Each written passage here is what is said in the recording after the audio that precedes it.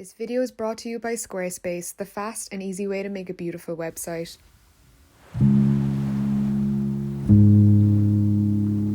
Ireland is the simple pleasures.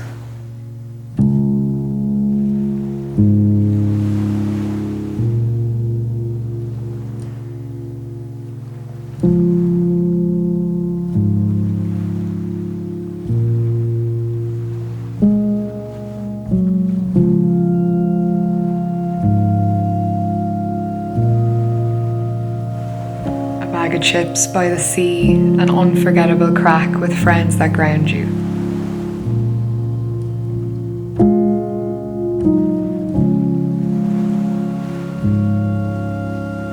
It's scenic drives and good quality local food.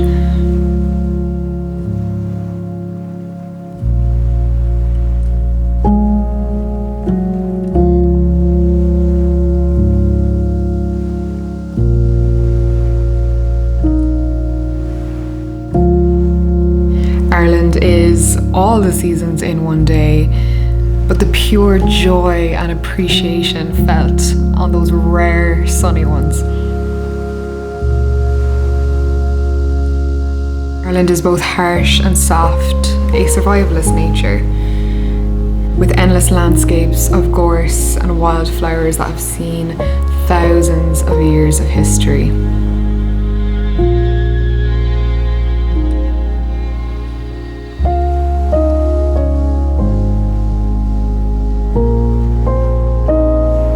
Ireland is coming home to a warm hearth and a love that feels like home.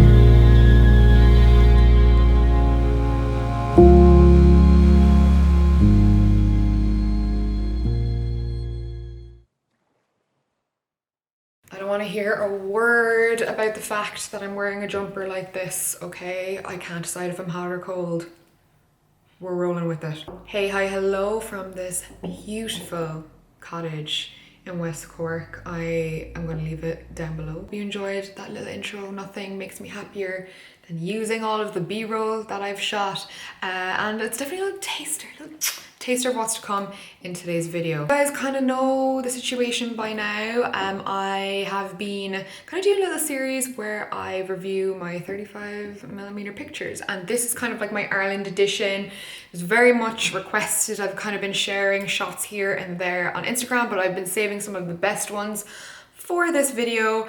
So without further ado, let's just get straight into it. These are mostly pictures that I shot from my Contax T2 camera. I got it on Japan eBay. I'll leave a link below because I've been having so much fun shooting on this camera for the past 5 months, and I've captured some great memories. And I think that this particular set of rolls are some of my favorites so far. Oh, how could I forget one little anecdote about this film.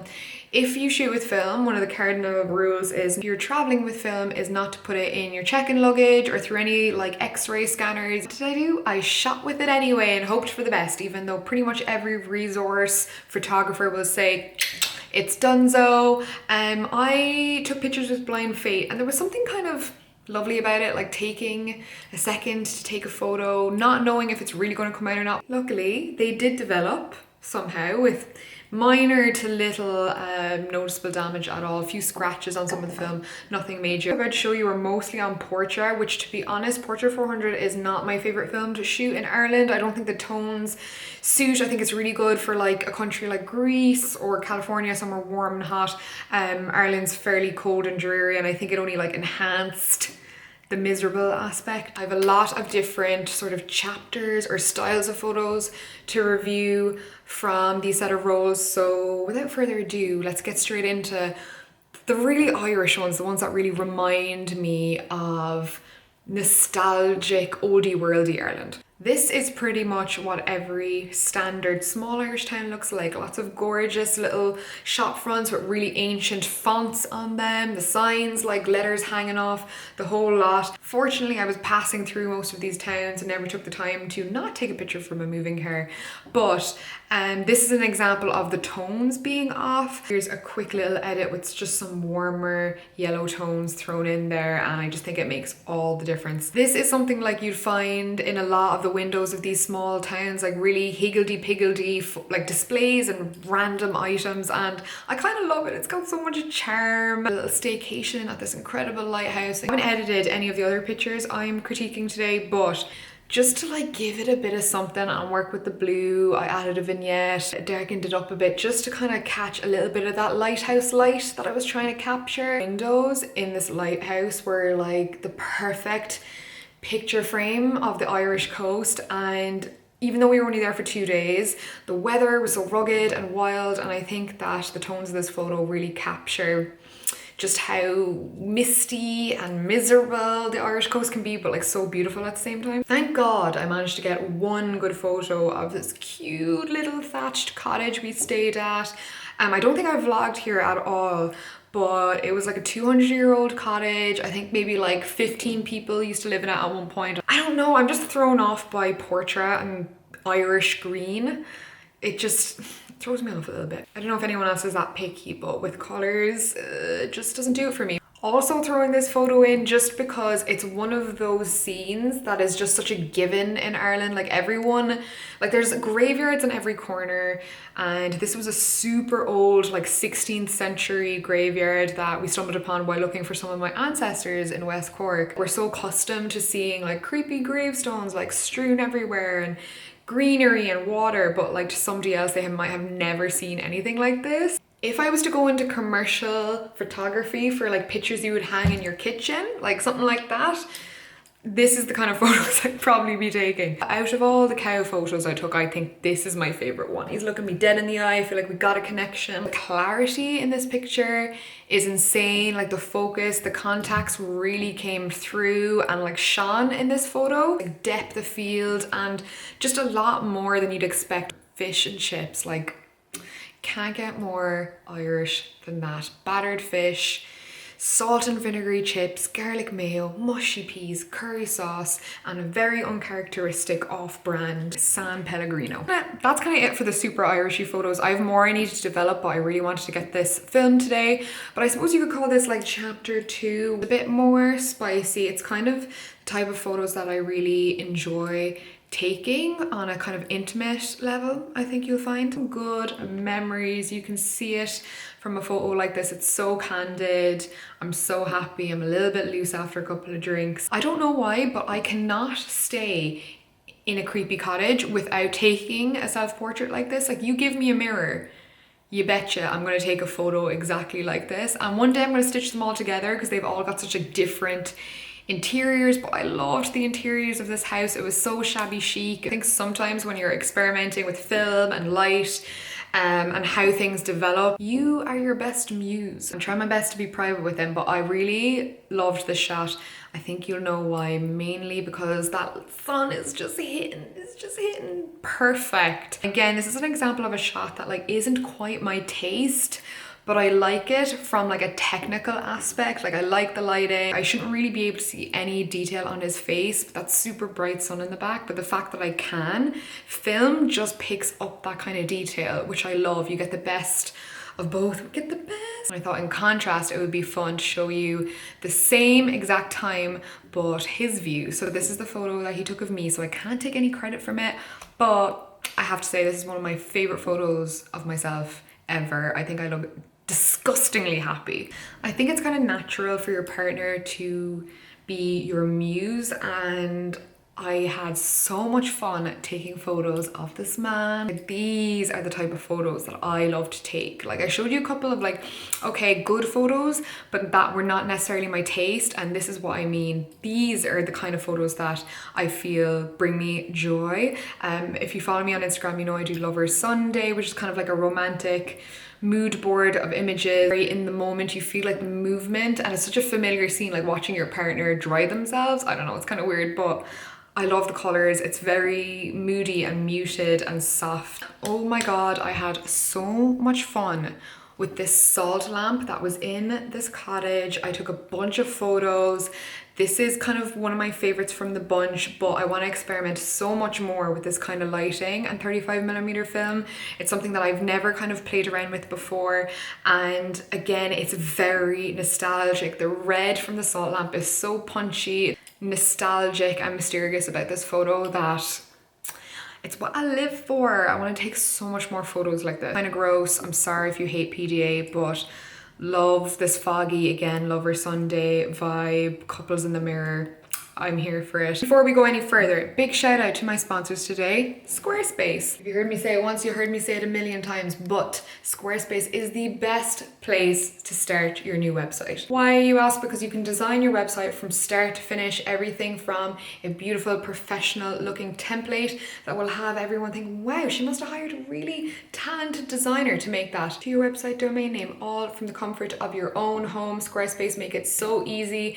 Through their platform, you can design any type of website, whether it be a portfolio for your work, an e-shop, your blog, just a slice of the internet. Do with what you will. As you know, I am a huge fan, but you don't need to take my word for it. You can try out my 2-week free trial, tinker around, see how you like it at squarespace.com/Tarmar. If you like your site and you want to push it live to the world, you can use my code TARMAR for 10% off your future billing. Go give it a go, link in the description. Probably my favorite film that I've discovered on this whole film journey, the Ilford HP5 black and white film, I believe. Absolute perfection. I'm so fussy with black and whites. I can almost never get them right, even if I'm editing myself, but this performed so well.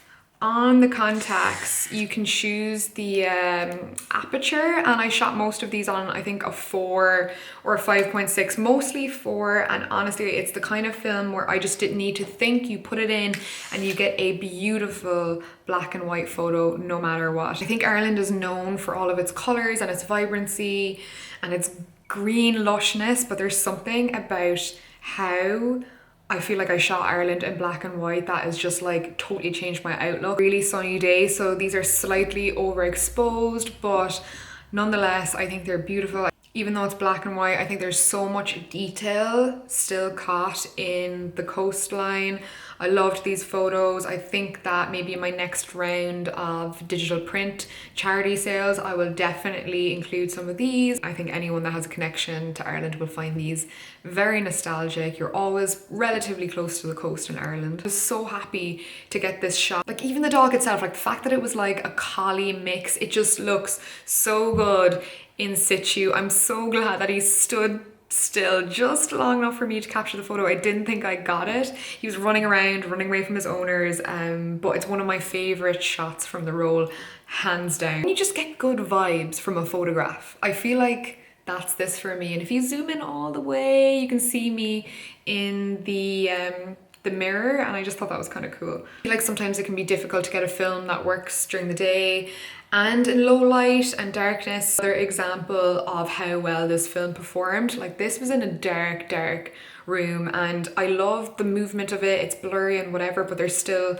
so much detail without changing the settings at all. We have a lot of roads. Ireland has a lot of windy, beautiful scenic drives, and really love this one. I think the light is hitting the mountain perfect. There's still detail in the clouds. It's moody, it's grainy. Like I think if it was in color, it would be a really boring photograph, but the fact that it's in black and white and there's so much tonality in it makes it an interesting photo for me. Really cold, wintry day on a beautiful Irish beach. Full of pretty beach shots. I really like this person with the dog and just like nothing else. Really dark, really moody. I think I shot this on 5.6. That's why it's a little darker. Oh, love this spot too. I think it's the fish basket. You can literally just get like fish and chips, sit outside, feel the salty air on your face. Black and white chapter with one of my favorite pictures of this roll. When you have like a vision in your head, like you see an opportunity for a photo and you're like, quick, turn it on. This was one of those moments. No one's gonna know if this picture is 30 years old or not. And there was just something very appealing about that. I literally could not turn on the camera fast enough. I just about got it. These little Irish towns don't change that much, and I kind of love that about them. These videos are generally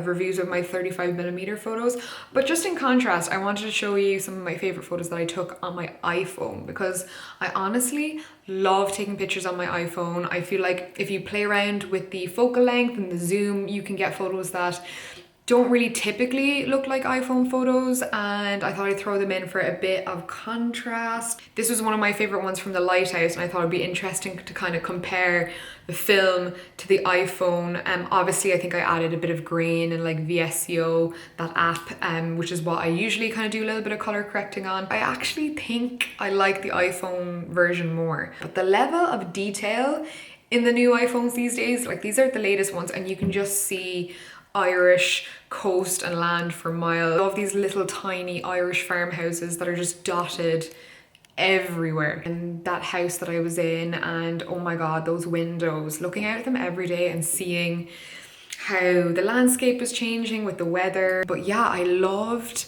dark, moody Irish winters. Like this was the actual tone of the coastline we were driving on. Oh, poor guy, subject to so many candid little photos, but again, I was loving a moody shot. Sometimes with a little bit of filter help, you can still capture something that has a film vibe without using a film camera at all. I mean, iPhones are by no means cheap, but I don't think they're utilized enough for everyday photography. Like you really can go out there and capture something beautiful every day with a few minor technique tweaks. So I hope that inspires you just a little bit. Now, I'm not just saying this, but I would love to know your favorite photo in the comments below. Other than that, I hope you have a great week, and I will see you guys all very, very soon. Bye.